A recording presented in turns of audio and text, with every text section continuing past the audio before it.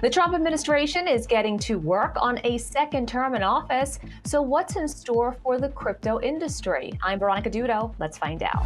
This is In America Today from the Ticker News Studios in New York City. President Donald Trump has been in office for 30 days, signaling a pro-business stance. His administration has been rolling out rapid-fire executive orders on several issues.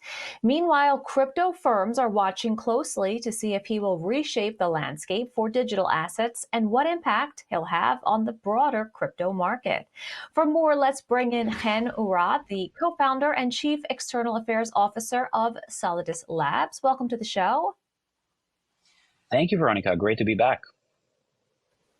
President Trump has signed several executive orders in his first 30 days. What do you envision he might do in terms of framework for the future of U.S. crypto and the industry? So, first of all, before we even go into crypto, it's important to say that the pace of executive orders has definitely been unprecedented. And I think the media and a lot of different industries and the public are trying to wrap their mind around it. Very different from the last administration. When it comes to crypto specifically, I think it's first important to contextualize and remind people, because we all have short memories when it comes to politics. It's important to contextualize and remind people that the last administration was, not highly favorable in the eyes of the crypto industry. There was a lot of frustration, a feeling that there's a lack of engagement, and also a lot of regulation by enforcement, meaning, instead of necessarily what the industry was hoping for clear rules to comply with, and instead what you would see is a lot of companies trying to comply in the absence and build regulated businesses in the absence of clear regulation, and yet still oftentimes facing enforcement cases. The Republicans have definitely picked up on that as an opportunity. They also picked up on the fact that there's really high demand and interest in crypto in the US. Trump has made a lot of promises and folks in Congress have made a lot of promises before the elections. The general sentiment in the industry right now is that they're working to deliver. Specifically, the White House and President Trump, pretty early in the first couple of weeks of his term, has issued an executive order that was pretty extensive on digital assets. It included multiple things, the most important of which was setting up a White House working group that includes some of the chairs of the leading capital markets regulators in the US, other cabinet members, and a time frame to propose the right framework to regulate crypto within 180 days. So, that seems very specific, with clear timelines. The industry is pleased.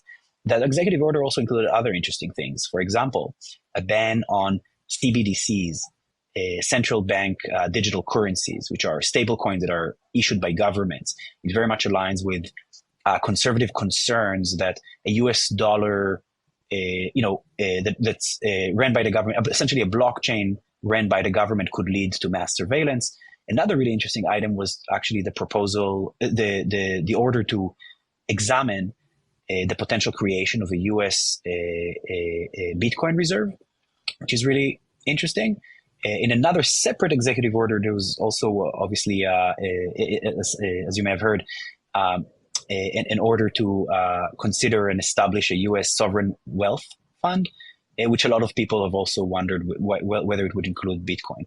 So on the White House side of things, a lot of action, and generally the industry feels like there's work to deliver and promises. Of course, results are still remain to be seen, but beyond the executive orders themselves and legislation, which I believe, like many others in the industry, will come. We've already seen a stablecoin bill introduced a couple of weeks ago by Senator Haggerty. There's just a better sentiment towards crypto. People feel like they can innovate with care. People feel like there's a government that's thinking about providing clarity and that is, engaged and moving towards creating an environment where the U.S. will be the leading market for digital assets. It will attract more business from abroad. And again, generally, the industry is currently pleased, but still waiting to see, laws being officially penned and results. Now, of course, as you mentioned, we are waiting for that 180-day task force to kind of roll out some of their recommendations. But what role do you think stablecoins will play in Trump's economic agenda, especially in relation to the US dollar and financial markets? So while the White House is working, the White House and that working group is working and has a 180 days timeline, it's important to say that Congress hasn't been waiting. As I mentioned, just last week, I believe, a bill was introduced in Congress by Senator Haggerty specifically to create a clear framework for stablecoins. It's a very, very important item specifically for the United States. Stablecoins generally are the most heavily adopted, one of the most heavily adopted, crypto products. They are used, specifically USD-backed stablecoins. They are used globally in places where people, for example, want to hold a dollar but can't do it through a bank. They're not only used, by the way, for crypto trading, which is a common perception. I read a recent survey in countries with high rates of stablecoin adoption that found that about 50% of the usage is more about getting paid in dollars in places where the currency is unstable. People just getting access to dollars. It's really important for America because 99% of stablecoins in the world today that have been issued so far are USD backed. It's really a great channel for America to increase the usage and demand for dollars. And in a way, it's a really powerful tool in the war against de-dollarization. You could maybe put it that way. It's possible that through stablecoins, the U.S. can win that war without necessarily trying too much. The bill is very clear and definitely something that's been worked on for years and was ready to launch the moment Republicans got back in power. Creates a very clear framework where it forces the Fed, the U.S. central bank, to create a licensing framework for regulated banks to issue stablecoins. The OCC, the Office of the Comptroller of the Currency, will be the regulator for non-bank issuers of stablecoins. It also creates clarity on the state level. So you can really see the U.S. leaning into this opportunity that's been identified in stablecoins to strengthen U.S. influence and the dollar's influence through this bill.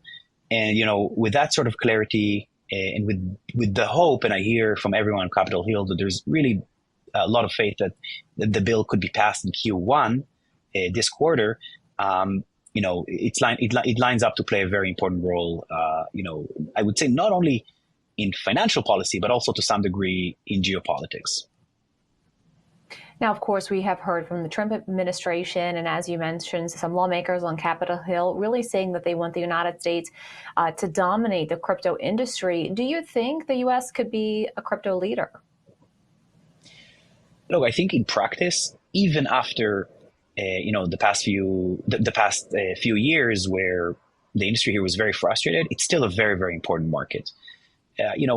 If you put crypto aside for a thing and just think about capital markets more broadly, 60% of capital in the world is in U.S. capital markets. It's a huge economy. It's a huge economy, and there's a lot of opportunity for business here. So my answer is yes. I think it's been a leader even when it didn't try to. Now that it tries to, and is working very quickly, it seems, to provide that sort of clarity for businesses, to create an atmosphere where people feel like they can innovate?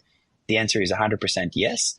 Look, there's competition. Europe has introduced a very comprehensive regulatory framework. There are a lot of Asian economies that are quite advanced, but ultimately it's really hard to compete with the size of the market here and just how large and dominant the U.S. financial services industry is. With about a minute left, what impact do you think President Trump's potential policies might have on the U.S.'s crypto firms' global competitiveness? Positive. There are a lot of very large, very important crypto firms, some of them publicly traded by now, that have really felt held back by regulation here in the absence of clear policy. And again, the administration's and Congress's energetic effort, it seems, to create clarity is going to help them succeed globally. Most of these businesses are already global and are already operating in other places, but the more they can do well here in the U.S., I believe will also allow them to be more dominant globally. So positive is my answer. Anurad, thank you so much for joining us today. Absolute pleasure. Thanks for having me. This is Ticker. We'll be right back.